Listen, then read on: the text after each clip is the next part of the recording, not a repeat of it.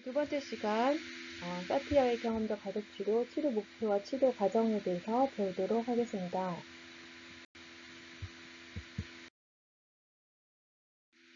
사티어의 경험적 가족치료의 치료 목표는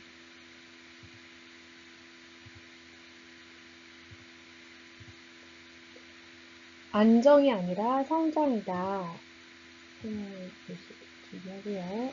자, 안정이 아니라 성장이다 라는 치료 목표를 가지고 출발을 합니다. 즉, 이제 감수성, 느낌의 표현, 자발성과 창의력 증진, 어떤 선택의 자유, 경험의 확대, 내면적 경험, 그리고 외면적 행동의 일치, 이런 것들에 대해서 개인의 어떤 통합력을 증진시켜주는 게 주요한 치료 목표이다라는 거예요. 그러니까 개인의 적어봅시다. 궁극적으로 우리 상담할 때 가장 많이 쓰는 단어가 뭐예요? 통합이죠? 결국은 개인의 통합, 감정, 사고, 상황, 이런 모든 것들이 통합인데, 이런 개인의 통합력을 증진시켜주는 게 이 치료의 궁극적인 목적이다, 목표이다. 그래서 이 치료 목표는 안정이 아니라 성장이다 라는 것이고요. 그래서 가족이 표현하는 고통의 증상은 하나의 징후이다. 그래서 본질적인 문제는 뭐냐? 정서적 황폐감. 우리가 이제 상담을 배우는 게 가장 중요한 건 어떤 정서, 감정, 이 부분 가장 많이 얘기하죠. 그래서 고통의 증상, 어떤 드러난 문제, 이것이 중요한 게 아니라, 이게 본질적인 거는 그걸로 인한 정서적 황폐감이다. 이것들을 어떻게 도울 것인가, 이 부분이고요.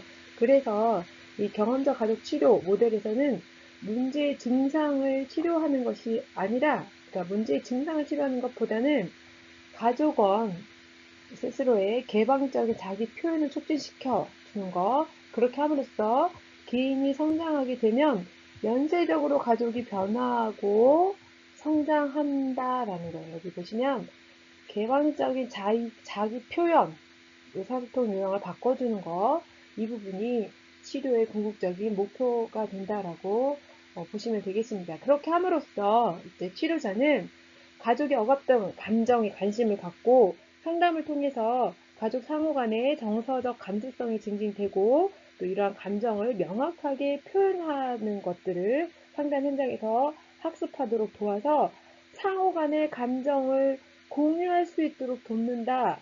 그러니까 자녀와 부모가 부모의 생각, 자녀의 생각, 부모가 이런 상황에서 어떤 감정, 자녀가 이런 상황에 어떤 감정, 이런 것들을 가족 구성원이 상호 간의 그 감정을 공유하도록 돕는 것이라고 생각을 하시면 될 것 같습니다.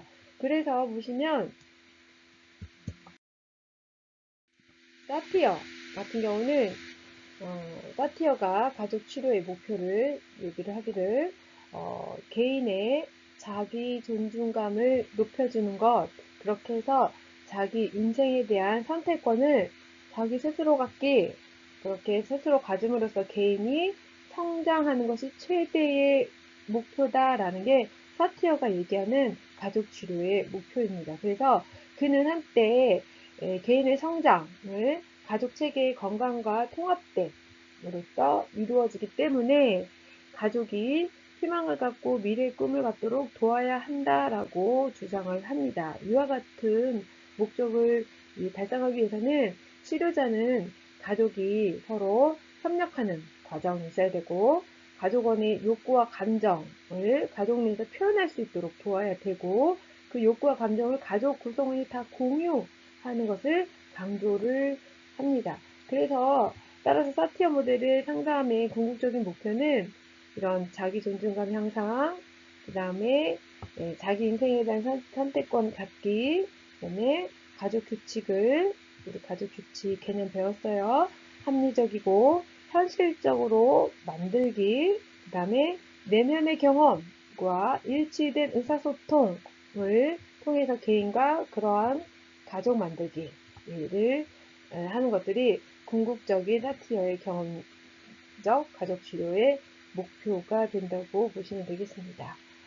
이제 그래서 이 사티어 같은 경우는 경험적 가족 치료에서 건강한 가족이라 문제가 없는 가족이 아니라 어떤 문제가 발생을 하더라도 그 문제와 함께 계속해서 성장한다라는 거예요. 그러니까 문제를 통해서 오히려 더 그 문제를 해결하고 해결에 통한 어떤 변화를 경험하고 그 변화를 통해서 가족이 성장하고 그러면서 또 가족은 계속해서 끊임없이 문제를 만날 수밖에 없거든요. 이제 그러한 문제를 통해서 계속해서 끊임없이 성장한다라는 게 사티어가 얘기하는 건강한 가족입니다. 그래서 이들이 얘기하는 거는 모든 가족 자원을 동원해서라도 그 문제를 공유하고 또 대처하고 구성원 개개인의 성장을 경험을 가족 구성원이 한다라고 하면 이제 가족의 변화는 자연스럽게 따라오고 그 변화를 통해서 가족은 성장한다라고 보는 게 사티어의 주장입니다.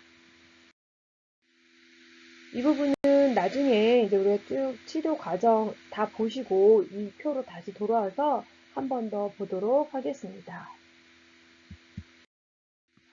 그래서 사티어가 이제 정상 가족, 건강한 가족을 정의를 할 때 가족원들이 서로 성장을 돕고 지지하는 가족을 정상 가족이라고 했습니다. 그래서 이 정상 가족이라는 건 모든 가족원의 자기 가치관이 있고 또 사랑받고 있다고 느끼고 또 부모를 일치형 의사소통 모델로 삼고 그러려면 부모가 일치형 의사소통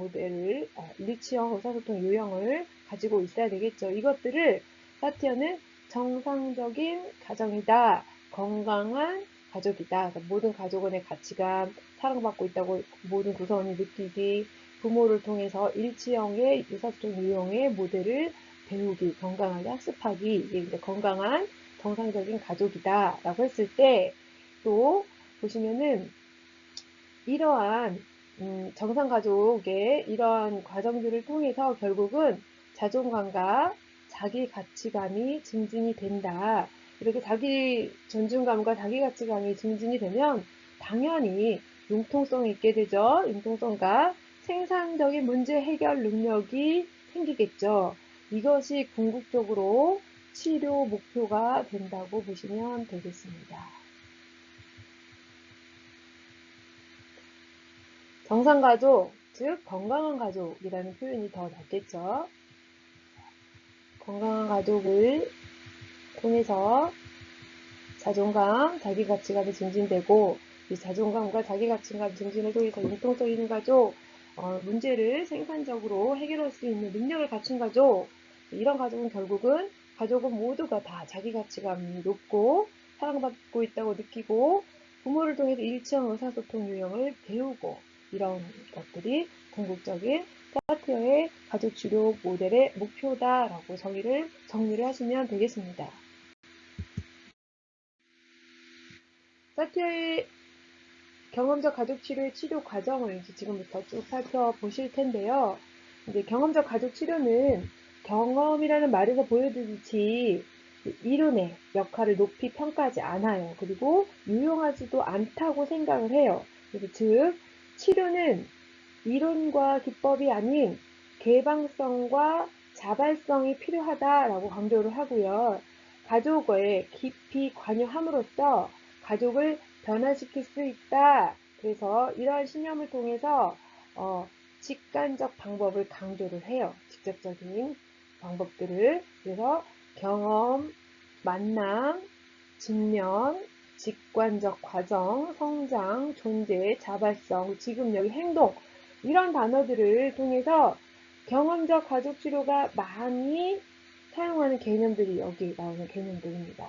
그래서 이제 치료자는 치료적 변화가 경험의 확대와 증가에서 비롯됨을 강조를 해요. 그러니까 얼마나 경험을 했느냐, 그 경험들이 얼마나 지속되고 유지되느냐를 통해서 치료적 변화는 나타나고 이 변화의 궁극적인 거는 그 가족의 건강한 가족의 또 다른 성장이다라고 보는 거죠.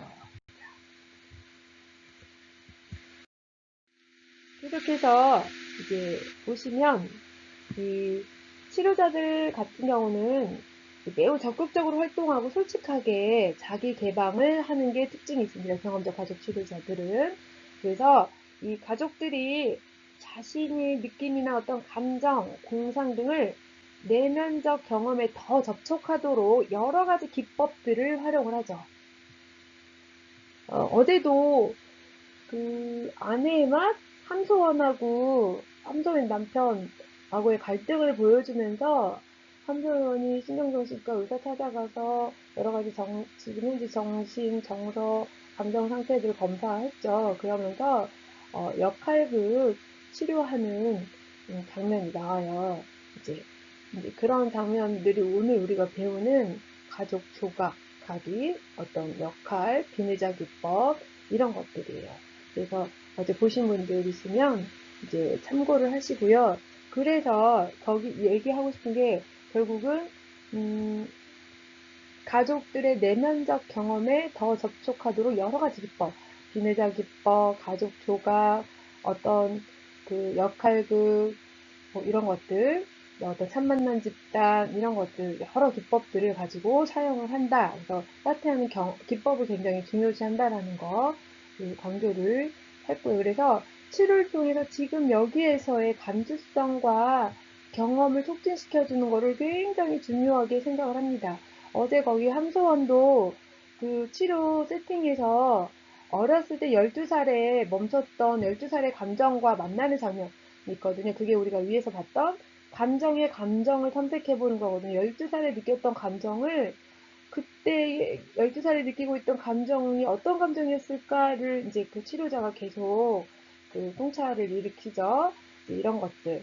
그리고 또 진화, 그러니까 남편이 되어보고 또 남편 아내가 되어보고 이런 것들을 통해서 지금 여기에서 느끼는 감수성, 경험들이 지금 그들로 하여금 변화를 촉진시켜준다라는 거예요. 그래서 아마 이제 그 결말은 함소원이랑 진화가 서로 하고 싶은 이야기, 그 상담 세팅에서 느꼈던 감정들을 나누면서 서로 울죠. 그러면서 진화가, 그 어린 진화, 이제 27살밖에 안 된 어린 진화가 나는 지금 너무 기쁘다. 그러니까 자기의 마음도 표현하고 아내의 마음도 알게 돼서 나는 너무 기쁘다라고 표현을 하는 거예요. 그게 이제 사티어가 얘기하는 치료 과정에 지금 여기에서 느끼는 감수성과 경험의 촉진이에요. 자, 그래서 보시면 경험적 가족 치료자들의 힘은 정서적 경험에 있다. 굉장히 그래서 경험주의 가족 치료죠. 그래서 그거는 어떤 환기적 기법을 씀으로써 그들 자신의 인성과 자연 그대로의 솔직한 것들을 이용해서 가족들과 참 만남을 하도록 돕는 것들이 필요하다. 그래서 치료자의 활력은 그 치료의 생명력과 연결된다. 그리고 어제도 이제 함소원하고 진화를 치료하는 그 선생님이 아마 방송에 여러 번 노출되셨는데 제가 볼 때마다 느끼는 게 이런 치료 기법들도 숙련되지 않으면 어렵거든요. 근데 그분을 보시면 굉장히 그 내담자의 정서, 감정 상태를 깊이 있게 통찰하실 수 있는 어떤 강점이 있으시더라고요. 그래서 진화 또는 함서원에 그때 그 감정으로 돌아가서 깊이 있게 통찰하는 역할들을 굉장히 잘 하시더라고요. 그게 바로 치료자의 활력이에요. 그리고 치료의 생명력과 연결되는 그 치료자가 갖추어야 될 통찰력이라고 할 수가 있겠죠. 그러면서 그 치료자를 통해서 어떤 얼음이 녹는 어떤 따스함을 느끼게 하고 에너지를 느끼게 하고 온화하고 또 지지를 받고 있고 이런 자극들이 이제 굉장히 긍정적인 경험으로 촉진된다라는 것이고요. 이것들을 통해서 이제 가족들은 치료에 대한 불안들이 이제 줄어들고요. 방어들을 깨고 치료에 대한 방어 경험을 했기 때문에 이제 치료에 대해서 조금 더 저항하고 방어하는 것들이 없어지겠죠. 방어들을 깨고 이런 경험들을 개방해서 가족원들 자발적인 감정 표현들을 유도를 하게 됩니다. 그래서 이제 점점 이제 그 치료 세팅에 대해서 친숙해져서 이제 감정 표현이 좀 더 회기에 따라서 더 자연스럽게 되죠. 그래서 치료자는 개방적이고 솔직하고 자발적인 인간으로서의 가족원의 모델이 되어주는 거예요. 모델. 치료자가. 그래서 사티어의 경험적 가족 치료자는 굉장히 숙련이 필요해요. 숙련. 여기 나와있죠. 숙련된 상담 기술이 필요하고, 우리 사티어, 버지니아 사티어 경험자 가족치료 연구소 그쪽도 굉장히 숙련 과정이 까다로운데, 자, 그런 숙련된 상담 기술이 필요하다. 그리고 이제 즉, 치료자는 개방적이고, 이제 솔직해야 된다는 얘기 했어요. 그래서 가능한 한 이 치료 기법 같은 경우는 많은 가족원을 참여시켜서 경험을 확대시키고 전체 가족원의 변화를 꾀한다라는 것들에 대한 치료 과정이 있습니다. 이제 치료자들 같은 경우는 인간은 본질적으로 건강하다. 만일 문제가 있을 때도 문제를 해결할 자발성, 그리고 어떤 자유를 준다면 인간 스스로 그 문제를 해결할 수 있는 어떤 비상한 창의력도 가지고 있는 게 그 인간이고, 어떤 생산적으로 그 문제를 해결할 수 있는 계획, 그리고 본인들이 의도한 결과를 도출할 수 있는 것도 그 내3자 나라고 믿는 어떤 강한 신념에서 출발을 해야 되고요.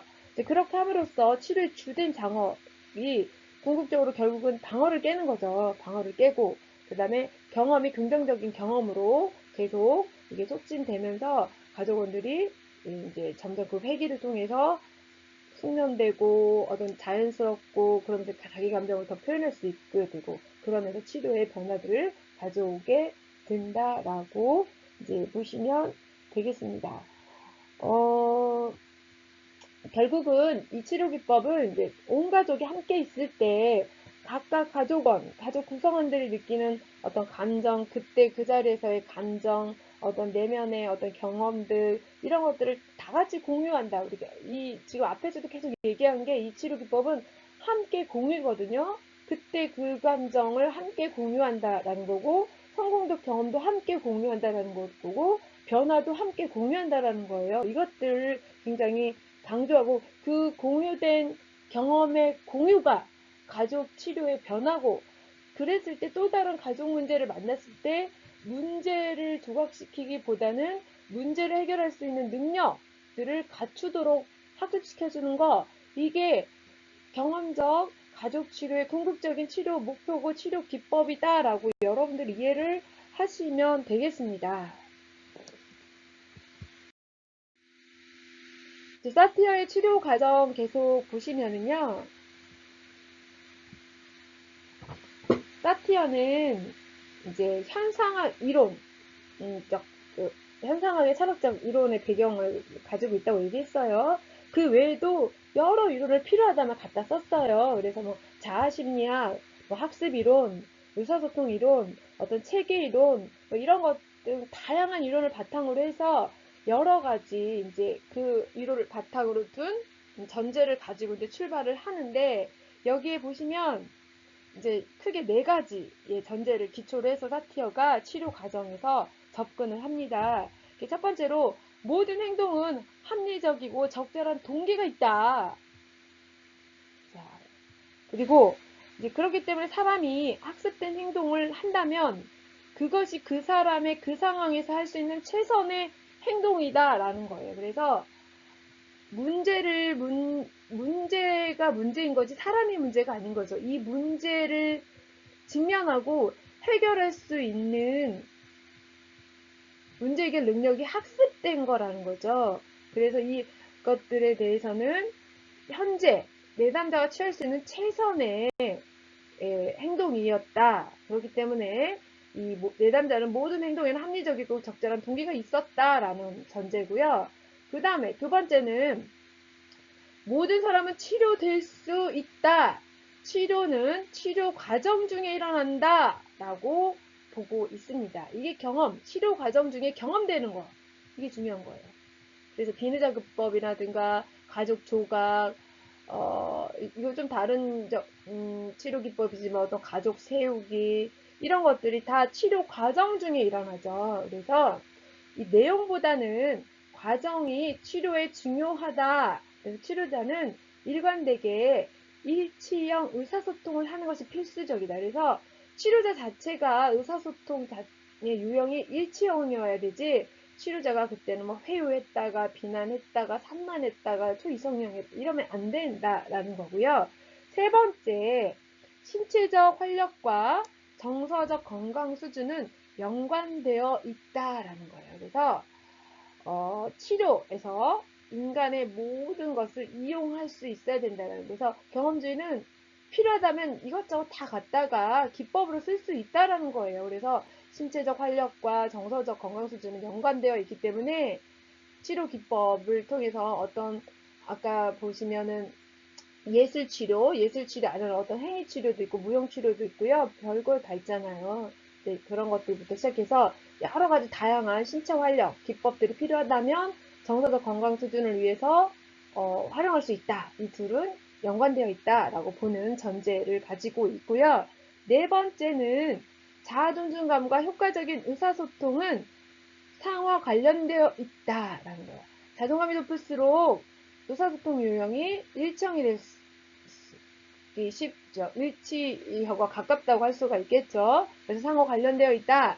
그래서 자존감은 결혼이나 부부관계, 부모-자녀 관계, 스트레스에 대한 반응 또는 대처 능력 또는 융통성, 차이점이나 어떤 불확실성 이런 것들을 다루는 능력, 또 성장과 자유를 누리는 것 등에 있어서 영향을 미친다라는 거에서, 우리가 그래서 가장 상담 현장에서 치료 목표의 1차 치료 목표를 흔하게 잡는 게 뭐예요? 자존감 향상이잖아요. 그래서 이 자존감 향상이 궁극적으로 스트레스에 대한 반응, 대처 능력, 뭐 융통성, 차이점, 뭐 불확실성을 다루는 어떤 능력, 성장과 자유를 누리는 능력, 이런 것들이 다 자존감과 관련되어 있다라는 데서 출발을 한다는 전제를 가지고 있습니다.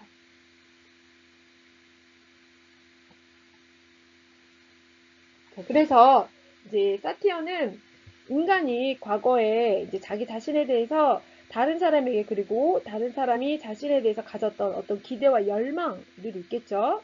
그 다음에 어떤 지각되었던 것들, 그 다음에 감정에 대한 감정, 대처 방식, 행동 이런 것들이 현재에도 해결되지 못했거나 충족되지 못한 부분에 초점을 두는 거예요. 그래서 그때 그 당시에 어떤 기대가 있었는지, 함소원도 어저께 그 치료자가 12살 때 가족으로부터 어떤 기대를 받았는지, 본인은 어떤 기대를 가졌었는지를 탐색하게 하거든요. 그랬더니 함소원이 그때 당시에는 아빠가 월남전에서 돌아와서 아팠고 늘 누워 계셨고 엄마가 밖에 나갔고 자기의 열망과 기대는 학교 갔다 오면 엄마가 집에 있는 거였는데 엄마가 늘 없었고 방에 들어가면 늘 누워있는 아빠가 있었다. 그리고 그때는 오전 오후반에서 언니 오빠가 오전 학교 가면 자기는 점심 먹고 오후에 학교를 가는 거기 때문에 오전에 아빠를 돌봤어야 됐다라는 거. 그때 감정에 대한 감정, 그리고 그때 어떻게 대처했는지, 어떻게 행동했는지 이런 것들을 다 탐색하잖아요. 그때 충족되어지 못했던 건 뭐냐, 이런 것들을 그 치료자가 어디 다 끌어내거든요. 그래서 함소원이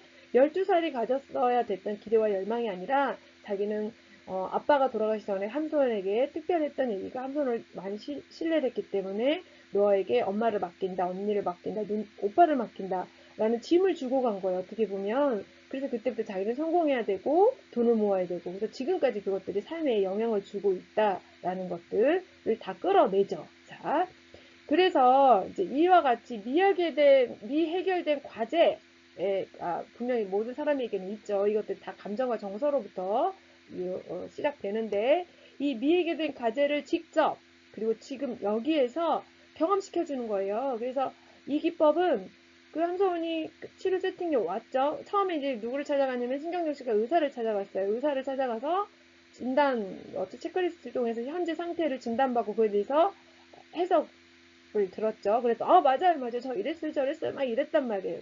그게 이제 그런 다음에 바로 치료 세팅에 와서 치료 전문가에게 경험을 했거든요. 지금 여기에 그때 12살에 해결되지 못했던 과거의 감정들, 그 감정의 감정, 대처를 어떻게 했는지, 어떻게 행동했는지를 지금 여기 끌어들여서 경험하겠다라는 거거든요. 그게 경험적 가족 치료의 핵심이에요. 그래서 그런 것들을 경험하게 하면서 적절한 개입을 통해서 개인이 성장하고 과거의 상처가 치유되도록 돕는다. 그래서 이를 위해서 어떤 먼저 수용적이어야 되고 긍정적인 분위기도 만들어줘야 되는 게 필수적이다. 그래서 이제 내담자가 상담자로부터 가치 있는 존재로 느껴야 돼요. 그러니까 상담자가 그런 느낌을 줘야죠. 그리고 안전하다, 신뢰할 만하다라고 느낄 때 변화가 시작이 되는 거예요. 그러려면 사티엘 경험자 가족 치료자는 굉장히 숙련되어 있어야 된다 그랬죠. 프로페셔널 해야 되죠. 신뢰를 줘야 되죠. 자기 개방성도 있어야 되죠. 의사소통 이용에 있어서 일치형을 유지해야 되죠.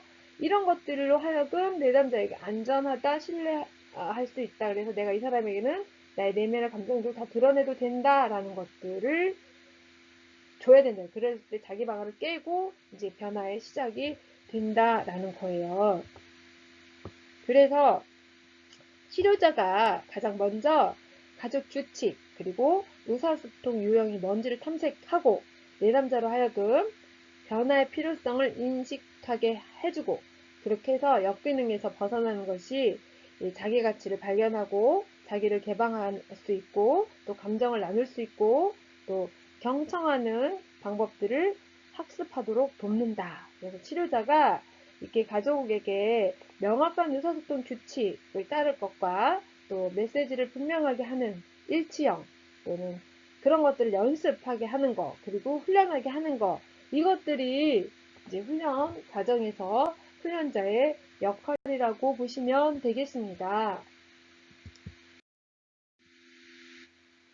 그래서 치료 과정에서 치료자는 앞에 슬라이드에서도 얘기를 했지만 가족 규칙과 의사소통 유형을 탐색하는 게 가장 중요하고요. 그리고 내담자로 하여금 변화의 필요성을 인식하게 하는 것이 중요하다. 그러니까 본인이 변하고자 하는 의지가 있어야 되잖아요. 그리고 변화가 왜 필요한지를 인식하도록 하는 것. 이게 치료 과정에서 가장 첫 번째, 가장 중요한 역할이다라고 보시면 되겠습니다. 그래서 사티엘 치료 과정 6단계로 진행되는 치료 과정에 대해서 이제 살펴보도록 하겠습니다. 첫 번째, 적절한 도움을 요청하는 단계에서 변화의 필요성을 인식해야 되잖아요. 내담자가. 클라이언트 또는 IP라고 표현을 할 수 있겠죠. 이 내담자가 변화의 필요성을 인식하는 단계로서 가족이 현재 괴로움과 고통, 불편함, 증상들을 통해서 불균형 상태를 깨닫게 해주고 지각하게 하고 이것들을 변화시키려고 도움과 정보를 요청하도록 하는 단계가 이게 이제 적절한 도움 요청의 단계이다. 두 번째는 통찰과 저항의 단계인데요. 이 가족 체계에서 치료자가 개입해서 문제를 탐색하고 긍정적 목표가 설정이 되면서 현 상태의 균형이 다 반드시 깨지게 돼 있어요. 그러면 이제 가족 체계는 새로운 요인에 대한 반응에 대해서 새로운 요인에 대해서 반응하게 돼 있고 또 그에 대해서 통찰과 새로운 조정 이런 것들이 이루어지는데 이때 저항이 일어날 수도 있어요. 그래서 치료자는 외부 요인으로 가족 속에 들어가게 되기 때문에 가족은 항상성을 유지하고자 하는 것들 때문에 외부 요인의 개입에 대해서 저항이 있을 수가 있고요. 그래서 이 저항도 치료자는 반드시 수용할 수 있어야 된다. 자, 이런 것들. 세 번째, 감정의 직면 및 혼란의 단계인데요. 새로운 지각이 생기게 되면 과거의 역기능 상태에서 새로운 기능 상태로 이제 바꿔지는 과정에 혼란이 발생하게 돼요. 당연하게 가족일 때는 이거는 우리 안에 늘 항상성이라는 것들이 존재하기 때문에 변화를 자각하고 인식하기는 하지만 결국은 원래 기존에 본인들이 취했던 것들에 편안한 상태로 돌아가고자 하는 항상성은 항상 존재하는 거죠. 상담 세팅에서. 그래서 이때 이제 혼란이 이제 발생을 하게 되는데, 시간이 지나면서 과거의 것은 맞지 않고 새 것에 대한 통합이 일어날 수 있다라는 것들을 이제 자각을 시켜줘야 되고요. 근데 이제 낮은 자존감 같은 경우에는 새로운 인식이 이루어지게 되면 과거의 어떤 상처나 분노, 두려움 이런 것들을 직면하는 것에 대한 혼란이 있어요. 근데 이것들이 그 혼란임에도 불구하고 그런 것들에 대한 감정의 직면이 치료자의 굉장히 중요한 역할 중에 하나다. 그래서 치료자는 신체적 접촉, 또 시선 맞추기, 긍정적 정서 지원 등 이런 것들을 통해서 가족원들을 편안하게 해주고, 그러나 너무 밀착되거나 거리감이 생기지 않도록 균형 잡는 게 굉장히 중요해요. 그래서 굉장히 지지적인 목소리 톤, 또 보듬어주고 돌봄의 어떤 신체적 액션 이런 것들도 굉장히 중요하다. 네 번째는 새로운 시각, 그 다음에 방법의 통합의 단계다라고 보시면 되는데, 새로운 학습에 대해서 당연히 이제 통합 과정이 이루어져야 되겠죠. 변화에 대해서.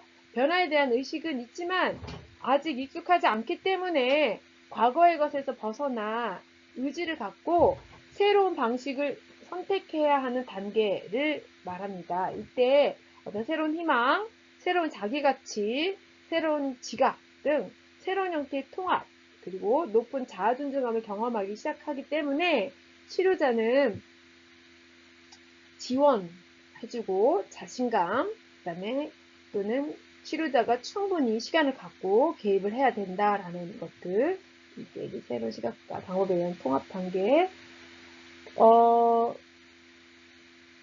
다섯 번째는 새로운 현상 및 방법의 생활화, 그다음 연습 단계예요.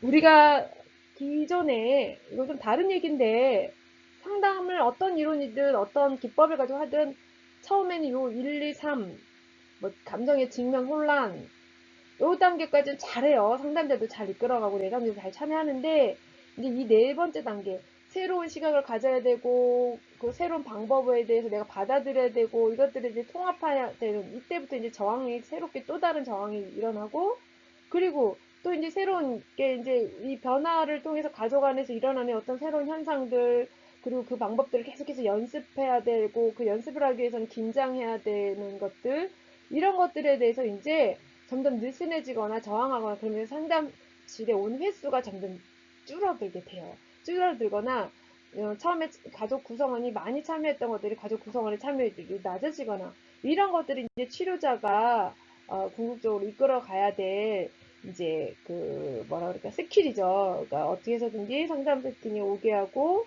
또 연습하게 하고 실생활에 적용하게 하고 이런 부분들. 그래서 이거는 뭐냐면 다섯 번째는 변화가 자신과 조화를 이루고 또 자리를 잡아서 새로운 자신의 일부가 되게 하는 단계인 거죠. 그러려면 끊임없이 연습과 훈련이 돼야 되는데 이게 뭐 쉽나요? 그죠? 그러나 계속해서 변화하고자 노력하도록 새로운 현상에 대해서 계속해서 확인시켜주고 경험에 대해서 서로 재통합시켜주고 막 이런 것들. 그래서 의도적으로 또 연습시켜주고 숙지해내주고 점검하고 뭐 이런 것들이 필요하다라는 거고요. 여섯 번째는 새로운 현상을 이제 정착시켜야죠. 이게 이제 우리 가족의 새로운 유형이 될 수 있도록 그러려면 변화가 정착되어서 편안함과 안착감, 어떤 안정감 이런 것들이 이제 우리 가정 안에 패턴화가 되도록 돕는 거죠. 그래서 새로운 경험을 느끼는 단계죠.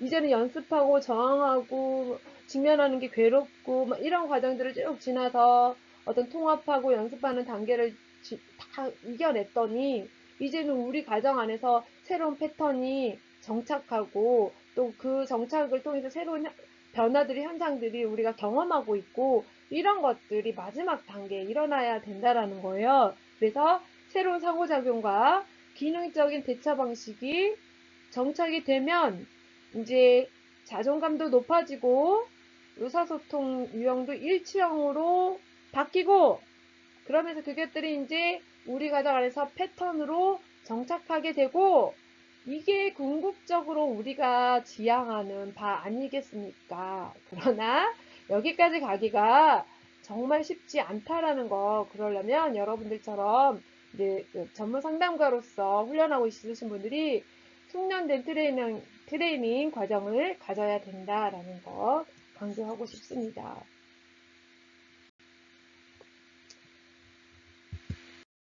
자, 여기까지가 이제 치료 목표, 그 다음에 치료, 과정을 살펴봤습니다. 마찬가지로 출처는 더 이제 참고하시고요. 잠시 쉬었다가 세 번째 강의 진행하도록 하겠습니다. 수고하셨습니다.